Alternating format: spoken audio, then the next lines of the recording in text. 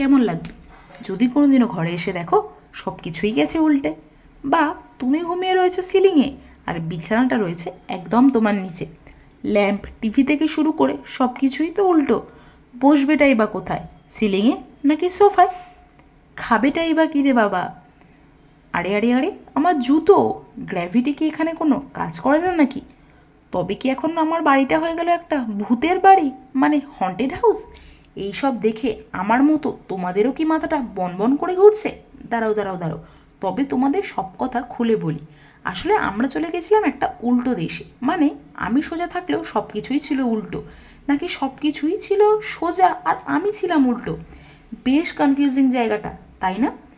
কিন্তু বেশ মজাদারও কিন্তু বটে। কলকাতায় এই প্রথম ওপেনিং হয়ে গেছে আপসাইড ডাউন হাউসের, যেখানে সব কিছুই ছিল উল্টো। দুর্দান্ত এই জায়গাটি এখন রয়েছে সিসিটিভির একদম কাছে। এয়ারপোর্ট 1 নম্বর ক্রস করে চিনার পার্ক থেকে একটু গেলেই যে নোয়াপাড়া বাস স্টপ, তার একদম উল্টো দিকেই রয়েছে এই আপসাইড ডাউন হাউসটি। গুগল ম্যাপে তোমরা পেয়ে যাবে লোকেশান। প্রাইস চার্টটা দেয়া থাকলো। স্যাটারডে এবং সানডেতে প্রাইসটা একটু বেশি। এখন সকাল 9টা থেকে শুরু করে রাত্রি 9টা অবধি এই জায়গাটি ওপেনিং রয়েছে।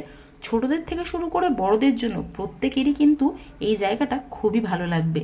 বিদেশের থেকে ইন্সপিরেশন নিয়ে এখানকার যিনি ওনার, তিনি একদম অভিনব ভাবনায় গড়ে ফেলেছেন এই জায়গাটি। চলো, তোমাদের সাথে তাহলে দেখা হচ্ছে নেক্সট ভিডিওতে। বাই।